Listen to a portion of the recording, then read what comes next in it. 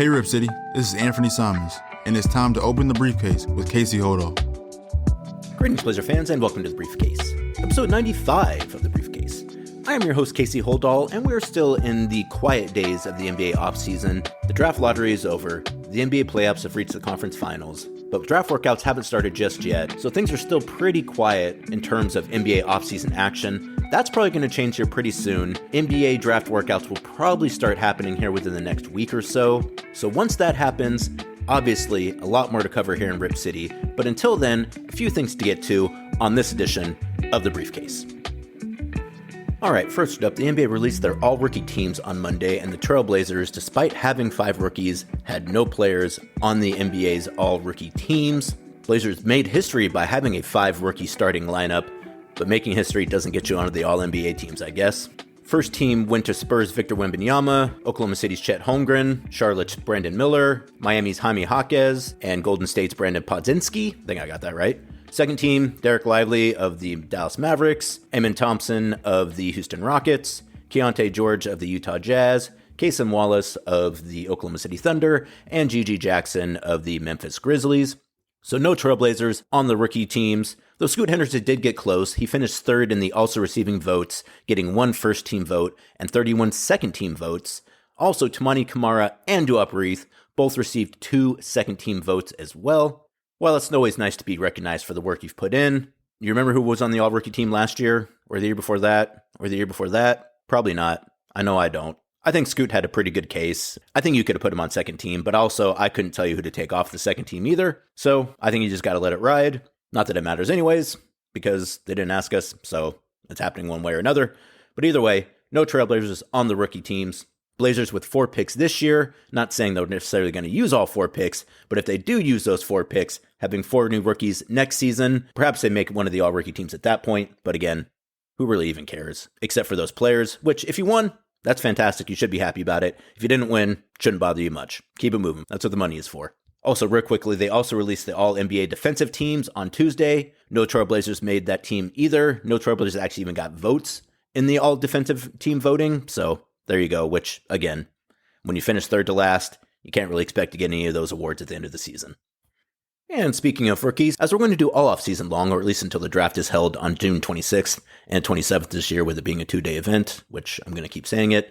Boo to the NBA draft being a 2-day event. It is not necessary, but since it is, Trailblazers have 4 picks. We're checking out the mock drafts that are being posted all off-season long. So Kevin O'Connor gets the honor today at the Ringer, has the Trailblazers taking Zachary Richer, 19-year-old 6'8" forward out of J.L. Borg in France, who a lot of people have as maybe the top number 1 pick. Kevin O'Connor, in his mock draft from about a week and a half ago, has the Blazers taking him at 7th. He writes that Scoot Henderson's strong close to the season should make the Blazers feel optimistic heading into the summer. Editorial note, I believe they do feel optimistic heading into the summer, by the way. Picking it back up, now the priority is about finding the right fit next to their young point guard, which is why Richer, whose name I'm probably getting wrong here, sir, I apologize, is the choice here with his flashes of shot making at a high-end role player who could flourish with a small playmaking guard. And then with the 14th pick, Kevin O'Connor has the Trailblazers taking Jacoby Walter, a 19-year-old 6'5" guard out of Baylor. O'Connor writes, with their second lottery pick, the Blazers could roll with a player like Walter, who is projected far higher by some talent evaluators, including myself. Ahead of the college season, Walter didn't meet expectations, but still flashed enticing scoring upside that could be a great fit next to Henderson, Richer, and Sharp. I mentioned on the last edition of the Blazers Balcony with Brooke Olzendam that the players who play 1 year in college and don't meet the expectations that people had for them in high school are always some of my most concerning players. I don't know anything about Jacoby Walter, so I wouldn't lump him in there as well, but just in general, sometimes it feels like that's guys who are more trying to prove that they were right in their evaluations and less about thinking that those players are actually going to be good players in the NBA. Either way, not saying that's the case here. I actually don't know. As I mentioned, never seen this young man play, but he is a 6'5" guard out of Baylor, 19 years old, and according to Kevin O'Connor, would be a good pick for the Trailblazers at 14th. Then getting to the second round, I probably should have mentioned this. Trailblazers have the 7th, 14th, 34th, and 40th picks in the 2024 NBA draft. You probably already know that by now. If you're listening to this podcast, you probably definitely know that, but it's always worth a reminder. 7, 14, 34, 40. So with the 34th pick, Kevin O'Connor has the Trailblazers taking Johnny Furphy, a 19-year-old 6'9" forward out of Kansas. Kevin O'Connor writes, Furphy, whose name I'm also probably getting wrong, seems unlikely to stay in this year's draft class considering his youth and raw skills, but if he keeps his name in, a young team like the Blazers could take a shot on him to develop him with Scoot Henderson. I did check this morning, Johnny Furphy has not taken himself out of the NBA draft yet, and in matter of fact, one of the links that I saw said he was unlikely to do that, so it's very possible that he will be in this draft. We'll have to wait and see. And then with the 40th pick, O'Connor has Trailblazers selecting Osho Ighodaro, a 21-year-old 6'11 center out of Marquette. Kevin O'Connor writes that Ighodaro could bring a different type of skill set to the front court than anyone else on Portland's roster, including DeAndre Ayton. Trailblazers have Duop Reith at backup center as well, at least for right now. They probably could use another center. So that's an interesting pick there as well. I would imagine that probably at some point in time in the second round, I'm not saying they're going to take all those picks. As a matter of fact, if there are 4 new rookies on the team next year, I'd be a little surprised by that. Granted, some of those guys might end up on the G League now that Trailblazers have a G League team, and particularly with this draft being what it is, I think it's very possible that some of those second round guys do end up in the G League. But either way, I'd be rather surprised if the Trailblazers did have 4 rookies on the team next year. But if they do, they could probably use a backup center, particularly if they're going in the second round. That seems to be where you'd probably look to fill some of the gaps that the Trailblazers might have going into next season. First round, probably more long-term about what this team is going to be in 3 and 4 seasons from now. And so you have plenty of time to get on your schedule. The Trailblazers are hosting a draft party this year presented by Ticketmaster, which will be on June 26th, 5 p.m. at Moda Center. It's a free event, though you should get tickets at trailblazers.com/draft. Once again, Trailblazers hosting a draft party at Moda Center, 5 o'clock, June 26th. Go to trailblazers.com/draft to get your tickets, free tickets. It's just always good to know how many people generally are showing up. So go there, get tickets. We'll see you on June 26th. All right, that's enough about the future, so let's go ahead and get to the present. The NBA playoffs have reached the conference finals portion. It's been a really good playoffs, I feel like. There've been quite a few blowouts, but it seems like the actual series kind of go back and forth, which makes it feel like it hasn't been as bad as some of the games have looked. Either way, I've really been enjoying the NBA playoffs this year, and part of that is because there's so many new teams and so many new players that are finally getting an opportunity, and that's one of those things where, you know, like, obviously LeBron is great, he's got a lot of fans, Warriors great, tons of fans, but the idea that we needed like an anchor for the NBA playoffs of LeBron or a team like the Warriors, I just never really felt that way. I feel like you get more fans if there's something new and interesting to watch.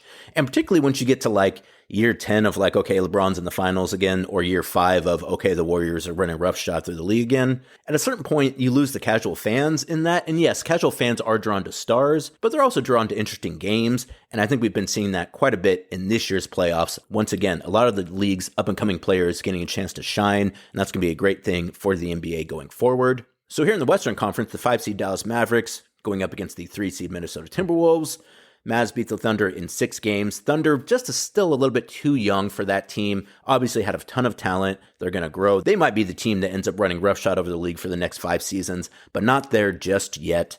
Kyrie and Luka, too much to overcome, particularly when those role players, guys like PJ Washington, Derek Lively, are playing well. And then Timberwolves Nuggets, one of the better series I can remember in recent history. Timberwolves win the first 2 games in Denver. Denver wins the next 2 games in Minnesota. Then it goes back and forth. Timberwolves end up beating the Nuggets in Denver in a Game 7, which should be very reminiscent to Trailblazer fans. Portland Trailblazers did the exact same thing to advance to the Western Conference Finals, despite the fact that the Nuggets were up by 20 versus the Timberwolves. I think they were up by like 18 or 15 versus the Trailblazers back when Portland advanced. Nuggets just looked too gassed at the end of the game. You could tell in that fourth quarter they had nothing left. Nikola Jokic, a guy who I didn't think could hit the wall or who I had never seen hit the wall, definitely hit the wall in the fourth quarter of that Game 7.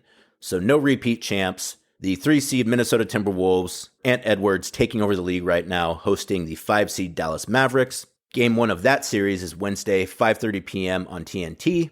And then on the other side of the table, you have the 1-seed Boston Celtics going up against the 6-seed Indiana Pacers. Boston Celtics have had an absolute cakewalk to the NBA Finals. Pacers haven't had a cakewalk, but they've played a bunch of really injured teams. First, they get the Milwaukee Bucks, a team that's incredibly injured. They end up winning that series. Then they get the New York Knicks, a team that gets more and more injured as that series goes on, end up advancing in that one as well. I think you give the Pacers the Bucks series. I think they might have won that one either way. Probably not with Giannis if he's healthy.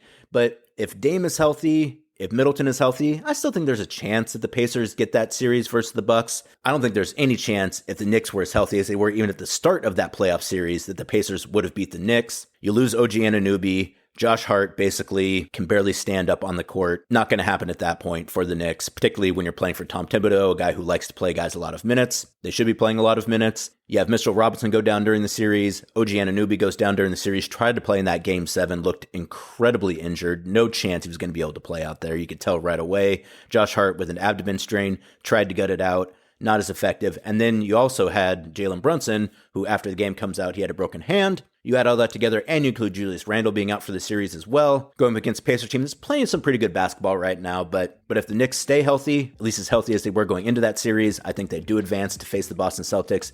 But that's not the case, so the Pacers getting their opportunity to go up against the Celtics, a team that has not really had any kind of actual impediment so far in the NBA playoffs yet. So we'll see if maybe the Pacers are able to jump on them in game 1 or 2. Considering that the Celtics have also been sitting for about a week now, I actually don't expect that to happen. I think the Celtics will probably take care of the Pacers fairly easily. That series starts Tuesday, 5 p.m. on ESPN. So once again, to recap, Timberwolves, Mavs, game 1 Wednesday, 5:30 start time. Celtics, Pacers, 5 p.m. start time on Tuesday. And that is going to do it for this edition of The Briefcase. Thank you so much for joining me as always. Once again, go to trailblazers.com/draft to get your tickets for the Trailblazers draft party on the 26th at 5 p.m. at Moda Center. Trailblazers draft workout starting soon. We'll be covering those at the practice facility and beyond. So go ahead and like and subscribe wherever you get your podcast if you haven't done that already. I am Casey Holdahl. We'll talk to you later this week. Go Blazers.